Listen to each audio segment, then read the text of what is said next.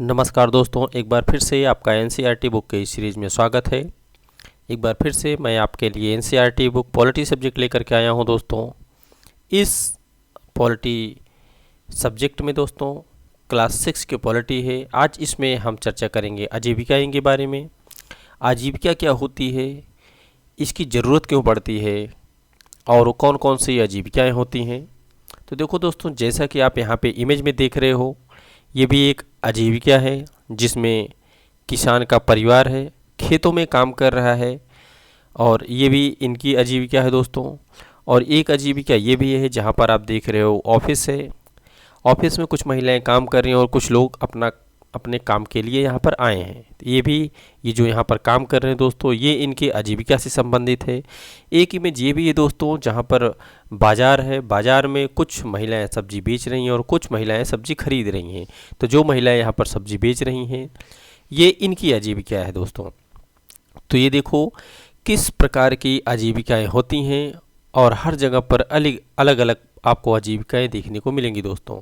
आजीविका होती हैं जिसको करके लोग अपना जीवन यापन करते हैं, कुछ पैसे कमाते हैं जिससे अपने परिवार का पालन पोषण एवं भरण पोषण करते हैं दोस्तों।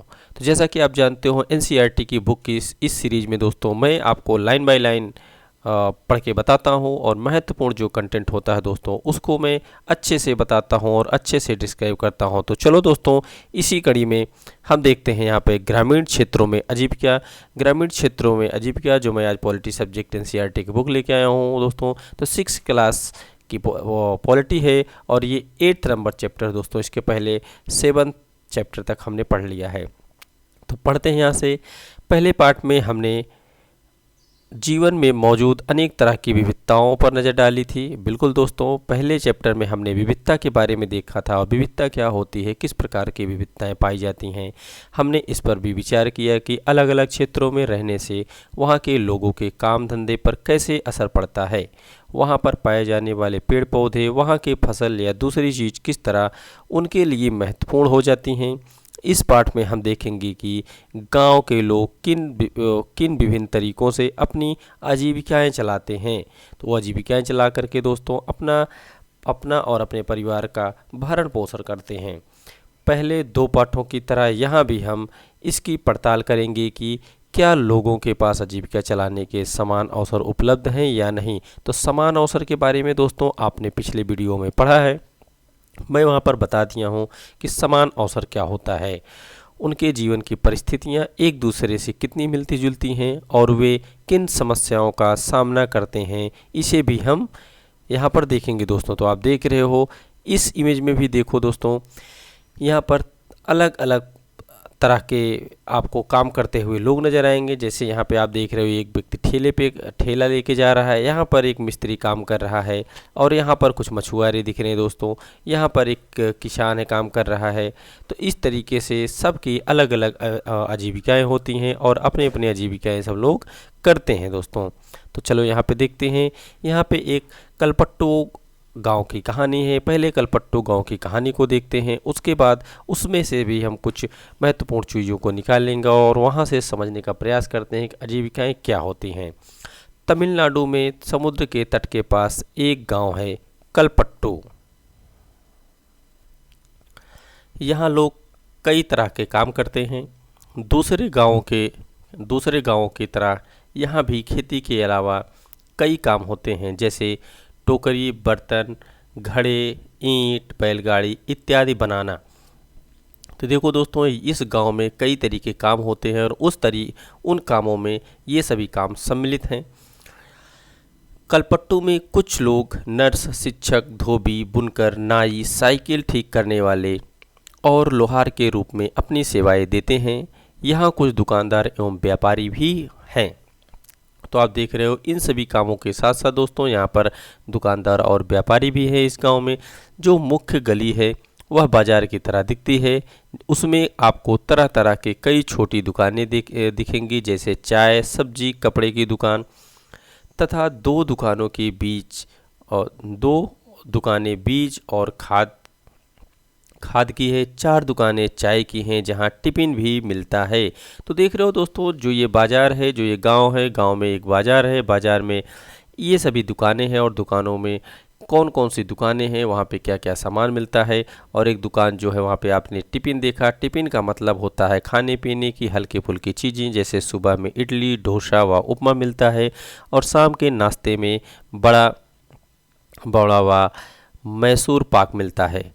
चाय की दुकान के पास एक कोने में एक लोहार का परिवार रहता है, उसके घर में ही लोहे की चीज़ें बनाने का काम होता है। बगल में साइकिल की मरम्मत की एक दुकान है, वहाँ साइकिल किराए पर भी मिलती है।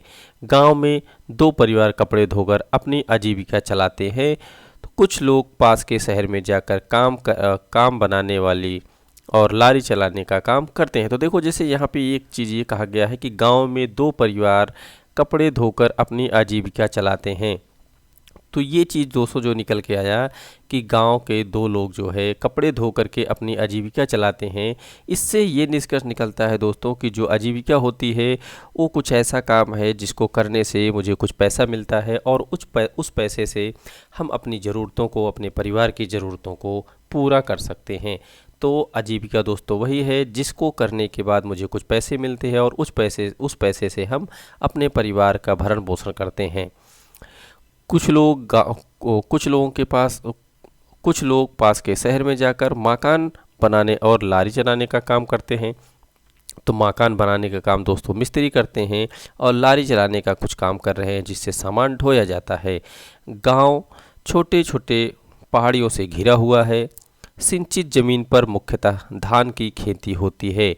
तो वो ज़मीन है दोस्तों जहाँ पर सिंचाई की जा सकती है, जो सींचने योग्य ज़मीन है उसकी सिंचाई जो है करके और उस ज़मीन पर दोस्तों धान की खेती की जाती है, जिसको बेच करके या फिर उस धान से अपने परिवार का खर्चा चला सके और अब परिवार के लिए खाने के लिए कुछ रह सकें। ज़्यादा परिवार खेती के द्वारा अपनी आजीविका कमाते हैं।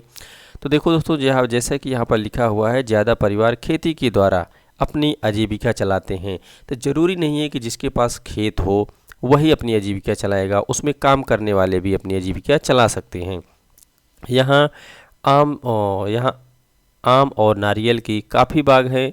तो ये दोस्तों जो तमिलनाडु के क्षेत्र की बात हो रही है, वहाँ आम और नारियल की खेती ज़्यादा मात्रा में होती है।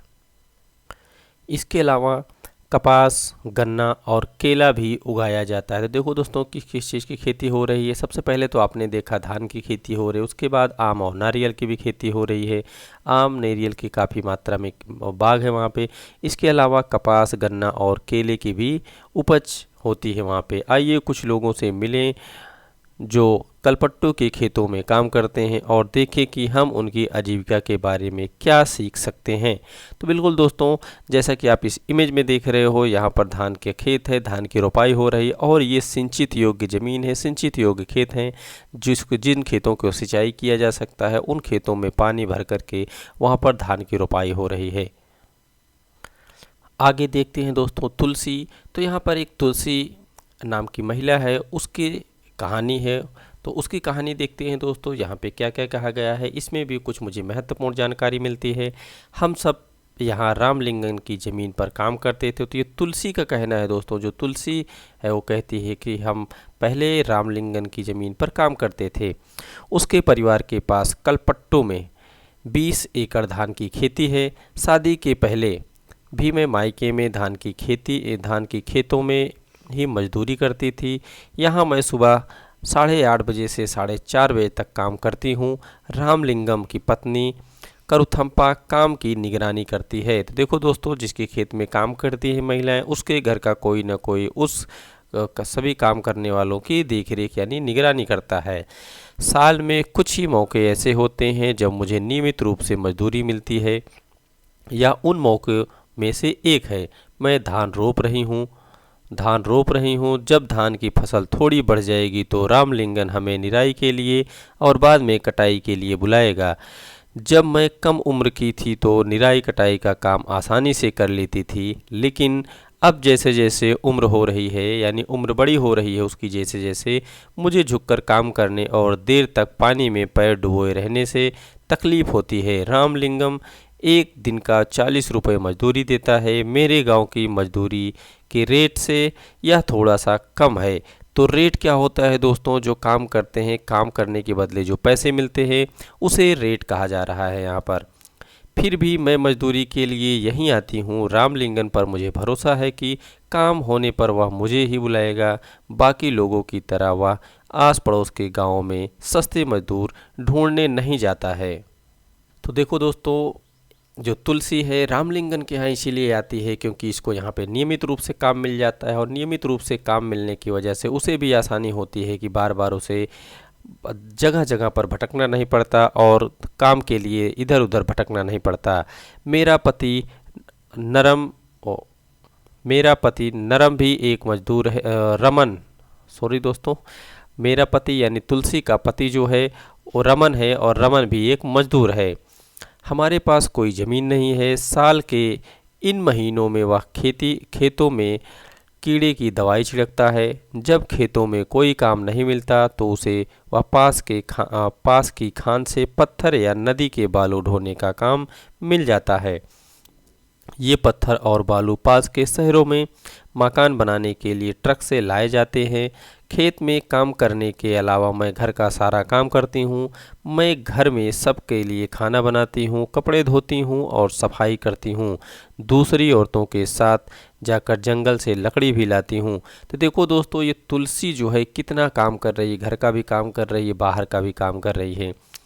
गांव से करीब 1 किलोमीटर दूर बोरवेल है जहां से पानी लेकर आती हूं। मेरा पति घर का सामान जैसे साग सब्जी खरीदने में मेरी मदद करता है। तो आपने देखा दोस्तों, दोनों पति और पत्नी मिलकर के किस तरीके से काम कर रहे हैं। क्या तुलसी को साल भर कमाई के मौके मिलते हैं? ऊपर दिए गए चित्र के आधार पर बताइए। तो देखो दोस्तों, यहाँ पर एक मैप दिया गया, एक चित्र दिया हुआ है। इस चित्र में बताया गया है कि खेती कब होती है। तो जैसे दोस्तों यहाँ पर देखो 12 महीनों के नाम दिए हुए हैं और किस महीने में कौन सा काम मिलता है। तो देखो दोस्तों, जो मई, जून और लगभग मध्य जुलाई के आसपास बीड़ा बनाना इसका काम मिलता है। उसके बाद फिर दोस्तों अगस्त में धान की रोपाई हो रही है। सितंबर और अक्टूबर में उस धान की निराई होती है, और उसके बाद नवंबर और दिसंबर में कटाई होती है दोस्तों धान की। तो ये लगभग आप देख रहे हो लगभग 6 से 7 महीने का काम मिलता है। उसके बाद ये जनवरी, फरवरी, मार्च और अप्रैल, ये 4 महीने दोस्तों बिल्कुल कुछ भी काम नहीं मिलता। जो खाली जाता है उस समय इनको बैठ करके ही खाना पड़ता है, और जब बैठ करके खाते हैं तो जो कमा कर रखते हैं वो सब सारा धन इनका ख़त्म हो जाता है दोस्तों। इसलिए ये लोग भी परेशान रहते हैं। हमारी 2 बेटियां हमारे जीवन की खुशी हैं, दोनों ही स्कूल जाती हैं। पिछले साल एक बेटी बीमार पड़ गई थी तो उसे शहर के अस्पताल में जाना पड़ा। हमने उसके इलाज के लिए रामलिंगन से उधार लिया था, और उस उधार को चुकाने के लिए हमें अपनी गाय बेचनी पड़ी। तो देखा आपने दोस्तों कितनी दिक्कतों का सामना करना पड़ रहा है। जैसा कि आपने तुलसी की कहानी में पढ़ा, ग्रामीण इलाकों में गरीब परिवार का बहुत सारा समय पानी और जलावन की लकड़ी लाने एवं जानवर चराने में बीतता है। बिल्कुल दोस्तों, अभी आपने पढ़ा कि तुलसी किस तरीके से कामों के जो बाहर का काम था उस कामों के करने के अलावा वो गांव की महिलाओं के साथ पानी लेने के लिए जाती थी, लकड़ी लेने के लिए जाती थी, अन्य कामों के लिए जंगल जाया करती थी। तो आपने देखा दोस्तों, इन सभी कामों में भी उसका बहुत सा समय जाता है। इन कामों से कोई पैसा नहीं मिलता है, लेकिन गरीब परिवारों में ये बहुत महत्वपूर्ण हो जाते हैं, क्योंकि वे जब मजदूरी करते हैं दोस्तों, मजदूरी से तो थोड़ा सा पैसा उन्हें कमाने को मिलता है, थोड़ा सा ही पैसा वो कमाते हैं मजदूरी से, उससे गुजारा नहीं होता। घर चलाने और ज़िंदगी बसर करने के लिए इन कामों को करना पड़ता है। तो आपने देखा दोस्तों, जो आजीविका है, जैसे ये महिला रामलिंगन के खेतों में काम करती थी, उससे इसका जो है वो इसका एक आजीविका था। वहाँ पर काम करना आजीविका था, जहाँ से इसको पैसे मिलते थे और उस पैसे से ज़रूरत की सामानें खरीद करके लाती थी। लेकिन उसके अलावा पानी लाना, लकड़ी लाना, अन्य चीज़ों को जो जंगलों से लेकर के आती थी वो भी बहुत ज़रूरी था दोस्तों, और ये आजीविका के लिए ही करती थी। लेकिन इन सभी चीज़ों से इसको एक भी पैसा नहीं मिलता था। हमारे देश के ग्रामीण परिवारों में से करीब 40% खेतीहर मजदूर है दोस्तों। तो आप देखो, भारत में कितने प्रतिशत खेतिहर मजदूर है दोस्तों? 40% खेतिहर मजदूर हैं। कुछ के पास ज़मीन के छोटे छोटे टुकड़े हैं, बाकी तुलसी की तरह भूमिहीन हैं, यानी उनके पास बिल्कुल भी भूमि नहीं है। कई बार जब पूरे साल उन्हें काम नहीं मिल पाता तो मजबूरन काम की खोज में उन्हें दूर दराज के इलाकों में जाना पड़ता है। इस तरह का पलायन कुछ विशेष मौसम में होता है। तो जैसा भी आपने इमेज में देखा दोस्तों, तुलसी को भी जनवरी, फरवरी, मार्च, अप्रैल के महीने में कोई काम नहीं मिलता था और ऐसे कुछ मौके आते हैं जिस समय इन मज़दूरों को कोई काम नहीं मिलता और इनको बैठ कर के सिर्फ खाना पड़ता है। और जब काम नहीं होता तो उस समय इनके पास कोई इनकम ऑफ सोर्स नहीं होता दोस्तों। इस वजह से इन्हें बहुत दिक्कतों का सामना करना पड़ता है। दोस्तों, अभी हमने तुलसी की कहानी पढ़ी, जहाँ पर तुलसी के पास कुछ भी खेत नहीं है, 1 बीघा 1 एकड़ भी खेत नहीं है। तो तुलसी कैसे अपना जीवन यापन कर रही है। अब आगे हम देखते हैं शेखर के बारे में। शेखर के बारे में क्या महत्वपूर्ण जानकारी है और शेखर की कहानी में क्या निष्कर्ष निकलता है। शेखर क्या कहता है दोस्तों, हमें यह धान अपने घर ले जाना है। मेरे परिवार ने अभी अभी फसलों की कटाई पूरी की है। हमारे पास बस 2 एकड़ ज़मीन है। तो देखो दोस्तों, शेखर के पास 2 एकड़ ज़मीन है। हम अपने खेतों का सारा काम खुद ही कर लेते हैं। मैं कई बार कटाई के समय दूसरी छोटे किसानों की मदद ले लेता हूं और बदले में उनके खेतों में कटाई करवा देता हूं। तो दोस्तों, शेखर के पास 2 एकड़ ज़मीन है, जहां पर तुलसी के पास बिल्कुल भी ज़मीन नहीं थी। वहीं शेखर के पास थोड़ी सी ज़मीनें हैं और ये अपना काम खुद से करता है। अगर ज़रूरत पड़ती है तो छोटे मोटे किसानों के यहाँ ये काम कर देता है और उनसे अपना काम करवा लेता है। व्यापारी मुझे उधार पर बीज और खाद देता है। उसे चुकाने के लिए मुझे थोड़े दामों पर उसे धान बेचना पड़ता है। अगर बाज़ार में बेचूं तो ज़्यादा पैसे मिल जाएंगे, लेकिन मुझे उधार भी तो चुकाना पड़ता है। व्यापारी ने किसानों को याद दिलाने के लिए अपना एजेंट भेजा है। तो क्या करे दोस्तों, व्यापारी ने किसानों को याद दिलाने के लिए अपना एजेंट भेजा है कि जिन किसानों ने उधार लिया है वे उसी को धान बेचें। तो देखो दोस्तों, जिस व्यापारी से उधार लेते हैं उसी व्यापारी को धान बेचना होता है और इस वजह से इनका धान बहुत कम पैसे में बिकता है। मुझे अपने खेत से 60 बोरी धान मिलेगा। इनमें से कुछ से मैं अपना उधार चुका दूंगा, बाकी घर में लग जाएगा। लेकिन मेरे हिस्से में जो आता है वह सिर्फ 8 महीने तक ही चल पाता है, इसलिए मुझे और पैसे कमाने की ज़रूरत पड़ती है। इसके लिए मैं रामलिंगन की चावल की मिल में काम करता हूँ।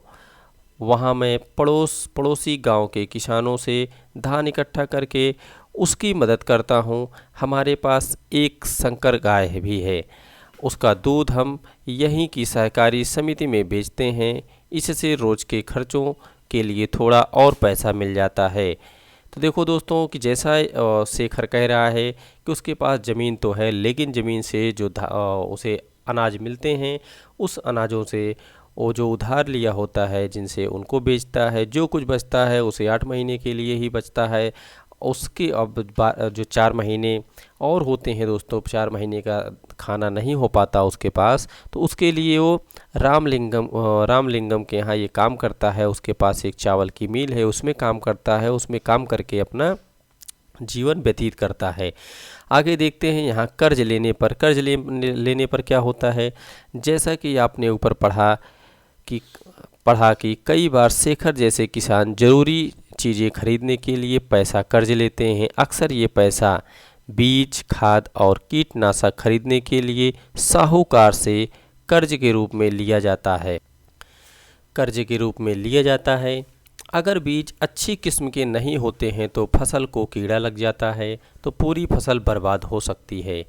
बारिश पूरे बारिश पूरी नहीं होने पर भी फसल खराब हो सकती है। ऐसी स्थिति में किसान अपना उधार नहीं चुका पाते। कई बार परिवार चलाने के लिए उन्हें और पैसे यानी और पैसा कर्ज के तौर पर लेना पड़ता है। तो आप देख रहे हो दोस्तों कितनी समस्याओं का सामना करना पड़ रहा है, क्या क्या समस्याएं आती हैं किसानों के सामने और अपना आजीविका कैसे चलाते हैं ये लोग। जल्दी से ही कर्ज इतना बढ़ जाता है कि किसान कितना भी कमा ले वह उसे चुका नहीं पाता। इस स्थिति में कहते हैं कि किसान कर्ज तले दबा है। ऐसे कहावत आपने सुना होगा कि किसान कर्ज तले दबा है दोस्तों, क्योंकि वो उधार लेते जाता है और उसकी इनकम उतनी हो नहीं पाती और कर्ज को नहीं दे पाता है। पिछले कुछ सालों में यह किसानों की विपदा का मुख्य कारण बन गया और कई क्षेत्रों में किसानों ने कर्ज के बोझ से दबकर आत्महत्याएं भी कर ली। ये भी सुना होगा दोस्तों कि किसानों ने कर्ज से दबकर यानी कर्ज के कारण जो है उन्होंने अपनी आत्महत्या कर ली। यहाँ पर देखते हैं तुलसी और शेखर का विवरण दोबारा से पढ़िए। वे बड़े किसान रामलिंगन के बारे में क्या कहते हैं। इसके साथ जो आपने रामलिंगन के बारे में पढ़ा वह उसे जोड़ते हुए निम्नलिखित सवालों का जवाब दीजिए। तो देखो दोस्तों यहाँ पर क्या लिखा हुआ है, उसके पास कितनी ज़मीन थी। रामलिंगन के पास ज़मीन कितनी थी दोस्तों, बहुत अधिक थी। और अपनी ज़मीन पर उगाने वाले धान का वह क्या करता था। खेती के अलावा उसकी कमाई और क्या साधन थे। तो ये दोस्तों जो को प्रश्न निकल कर के आ रहे हैं ये शेखर के प्रश्न हैं। शेखर के पास ज़मीन कितनी थी और वो अपने धान का क्या करता था और खेती के अलावा जो उसकी इनकम होती थी वो कहाँ से हुआ करती थी। रामलिंगन और करुथम्पा, रामलिंगम और करुथम्पा के बारे में यहाँ पर कहानी दी गई दोस्तों। देखो यहाँ पर धान की खेती किस तरीके से धान की खेती की गई है। रामलिंगम की 20 एकड़ ज़मीन के एक हिस्से पर रोपी गई धान की फसल तुलसी जैसे खेतिहर मजदूर की कड़ी मेहनत का नतीजा है। तो देखो दोस्तों तुलसी वही मजदूर है जिसके पास ज़मीन बिल्कुल नहीं है और रामलिंगम के खेत में काम करती है और उसने मेहनत करके कितनी हरी भरी फसल को तैयार किया है। अब यहाँ पर देखते हैं रामलिंगम और करुथम्पा के बारे में। ज़मीन के अलावा रामलिंगन के परिवार के पास एक चावल की मिल है और बीज व कीटनाशक बेचने के लिए एक दुकान है। चावल की मिल में उन्होंने कुछ अपना पैसा लगाया और थोड़ा सरकारी बैंक से कर्ज लिया था। वे कलपट्टू और आसपास के गांवों से ही धान खरीदते हैं। मिल का चावल आसपास के शहरों के व्यापारियों को बेचा जाता है। इससे इनकी अच्छी खासी कमाई हो जाती है। तो आप देख रहे हो दोस्तों रामलिंगम अपना सारा धान जो है शहर में बेचता है, अच्छे व्यापारियों को बेचता है, लेकिन वहीं पर शेखर अपने धान को नहीं बेच पाता, इसलिए उसकी इनकम उतनी अच्छी नहीं हो पाती है। अब भारत के खेतिहर मजदूर और किसान, इसके बारे में देखते हैं। जो भारत के ऐसे किसान हैं जो खेतों में काम करते हैं और जो किसानी करते हैं दोस्तों।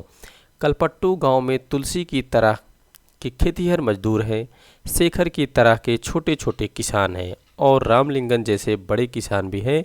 जो भारत में इन जैसे लोग दोस्तों पाए जाते हैं। किसी के पास बिल्कुल खेत नहीं है, किसी के पास थोड़ा सा खेत है और किसी के पास बहुत ज़्यादा मात्रा में खेत है।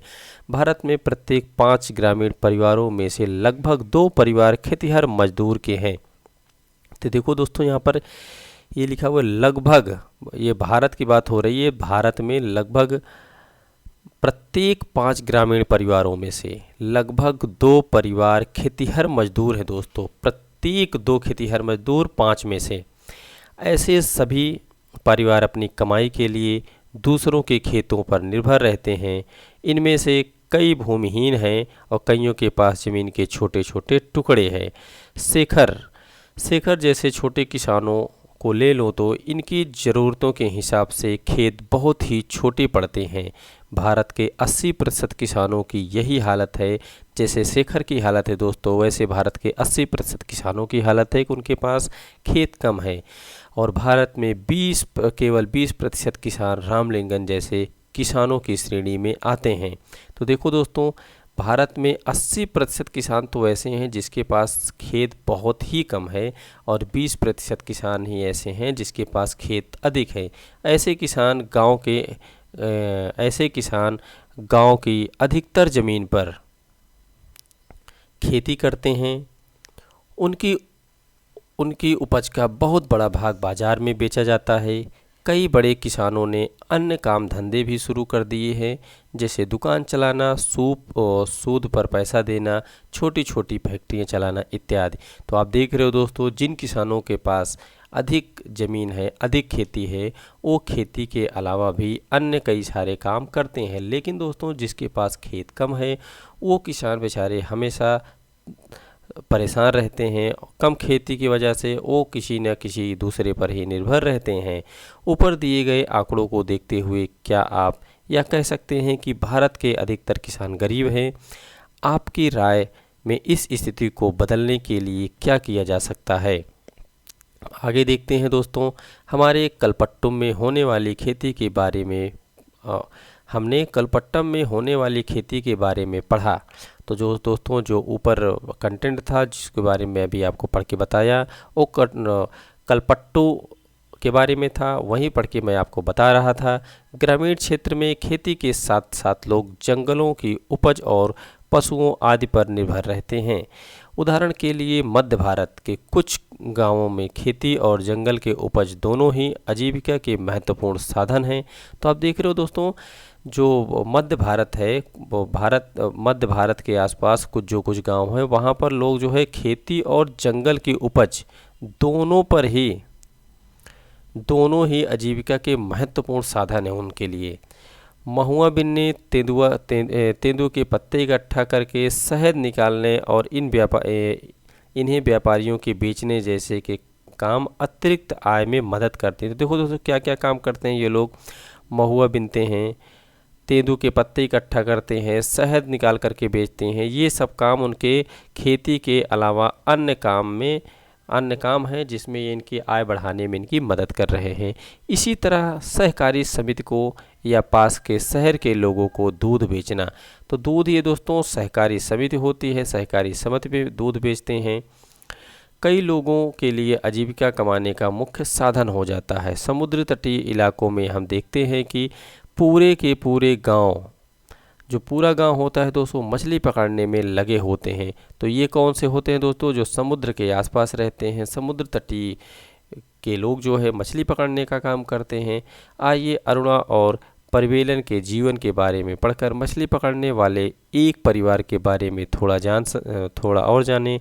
यह परिवार कलपट्टू के पास पुदुपेट नाम के गांव में रहता था। तो दोस्तों, कहाँ रहता था? पुदुपेट एक गांव है, वहाँ पुदुपेट गांव में ये रहता था।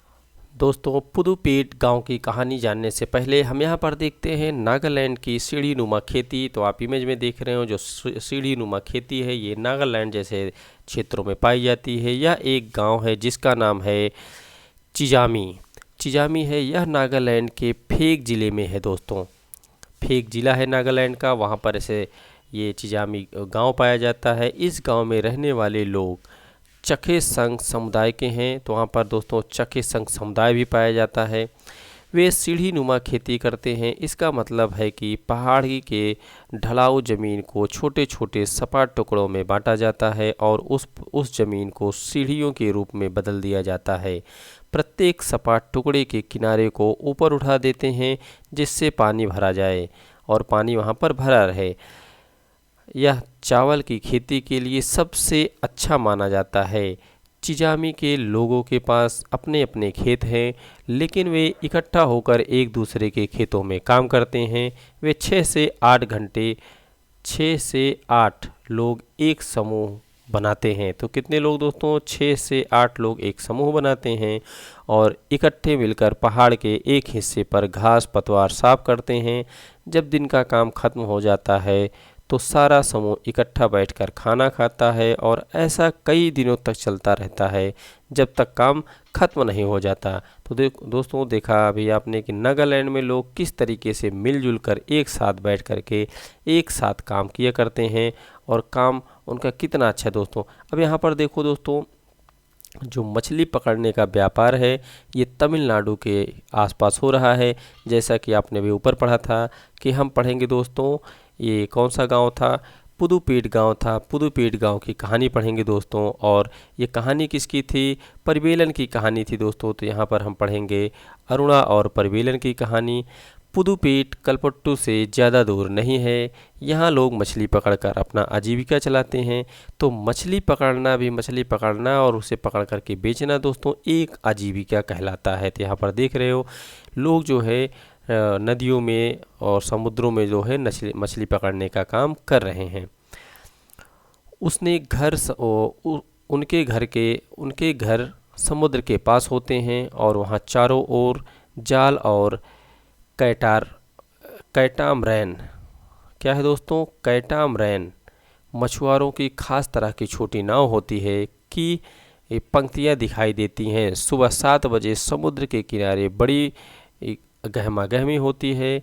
इस समय सारे कैटामरैन मछलियाँ पकड़कर लौट आते हैं। मछलियाँ खरीदने और बेचने के लिए बहुत सारी औरतें इकट्ठा हो जाती हैं। मेरा पति पारिबेलन, मेरा भाई और जीजा आज बड़ी देर से लौटे। मैं बहुत परेशान हो गई थी। ये हमारे कैटामरैन में इकट्ठे ही समुद्र में जाते हैं। तो कैटामरैन जो है दोस्तों ये एक प्रकार की नाव होती है जिससे लोग जाते हैं और मछलियाँ पकड़ करके लाते हैं। उन्होंने बताया कि आज वे तूफान में फंस गए थे। तो दोस्तों ये जो नाव होती है कैटामरैन नाव जो है वो तूफान में फंस गई। तो कैटामरैन के फंसने की वजह से ये लोग आज बहुत देर से आए और इन लोगों के देर के आने से जो है दोस्तों इनके घर वाले परेशान हो गए थे कि आज इन्हें आने में देरी क्यों हो रही है। आज जो मछलियाँ पकड़ी गई उनमें से मैंने परिवार के लिए कुछ मछलियाँ एक तरफ उठाकर रख दी, बाकी मैं नीलाम कर दूंगी। नीलाम यानी दोस्तों उसको बेच दूंगी। उसकी बोली लगाकर बेचना नीलामी कहलाता है। इस नीलामी से जो पैसा मुझे मिलता है वह 4 भागों में बट जाता है। 3 हिस्से उन 3 लोगों को बट जाते हैं जो मछली पकड़ने जाते हैं, बाकी 1 हिस्सा उसे मिलता है जिसकी नाव और जाल वगैरह होते हैं। तो देखो दोस्तों किस तरीके से जो पैसा मिलता है उसका बंटवारा हो रहा है।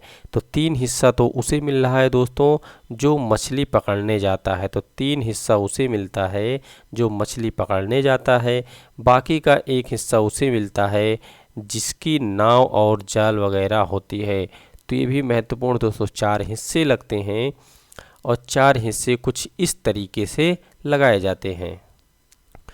चूँकि जाल कैटामरैन और उसका इंजन हमारे तो है नहीं, वह हिस्सा भी हमें ही मिल जाता है। चूँकि जाल कैटामरैन और उसका इंजन हमारे हैं, तो देखो दोस्तों वो सारी चीज़ें इन्हीं की होते हैं। तो वह हिस्सा क्या होता है, इन्हें ही मिल जाता है। हमने बैंक से उधार लेकर एक इंजन खरीदा है जो कैटामरैन में लगा हुआ है। इससे ये लोग समुद्र में दूर तक जा पाते हैं और ज़्यादा मछलियाँ मिल जाती हैं। तो समुद्र में जितनी दूर तक जाएंगे दोस्तों उतनी अधिक मछलियाँ मिलने की संभावना रहती हैं। नीलामी में जो औरतें यहाँ से मछलियाँ खरीदती हैं वे टोकरे भर भर कर पास के गाँव में बेचने के लिए ले जाती हैं। कुछ व्यापारी भी हैं जो शहर की दुकानों के लिए मछलियाँ खरीदते हैं। मैं दोपहर 12 बजे तक ही नीलामी का काम निपटावाती हूँ। शाम को मेरा पति और बाकी रिश्तेदार मिलकर जाल को सुलझाते हैं और उसकी मरम्मत करते हैं। कल सुबह 2 बजे वे फिर समुद्र की तरफ चल देंगे। हर साल मानसून के दौरान करीब 4 महीने तक वे समुद्र में नहीं जा पाते हैं। तो देखो दोस्तों यहाँ पर भी ये मानसून के दौरान जो 4 महीने का मानसून होता है ये नहीं जा पाते क्योंकि वहाँ पर तेज़ हवाएं चलती रहती हैं और बारिश का मौसम बना रहता है, क्योंकि यह मछलियों के प्रजनन का भी समय होता है। तो देखो दोस्तों मानसून का समय भी है और वहाँ उस समय मछलियों के प्रजनन का भी समय। जैसे कि आप यहाँ पर देख रहे हो इमेज में एक महिला है और इस बाज़ार में मछली बेच रही है और लोग जो है यहाँ पर मछली खरीदने के लिए आते हैं। इन महीनों में हम व्यापारी से उधार लेकर अपना गुजारा चलाते हैं। इस कारण बाद में हमें मजबूरी में उसी व्यापारी को मछली बेचनी पड़ती है और हम खुद खुली नीलामी नहीं कर पाते। वे खाली महीने काटना सबसे मुश्किल होता है।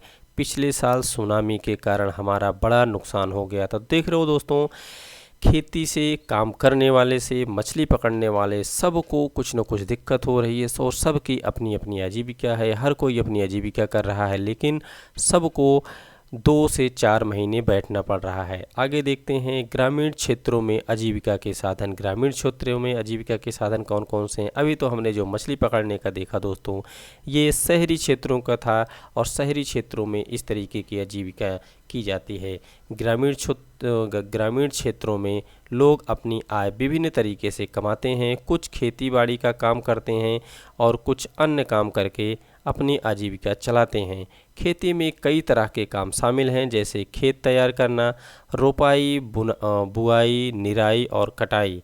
फसल अच्छी हो इसके लिए हम प्रकृति पर निर्भर रहते हैं। इस तरह जीवन ऋतुओं के इर्द गिर्द ही चलता है। बुआई और कटाई के समय लोग काफ़ी व्यस्त रहते हैं और दूसरे समय काम का बोझ कम रहता है।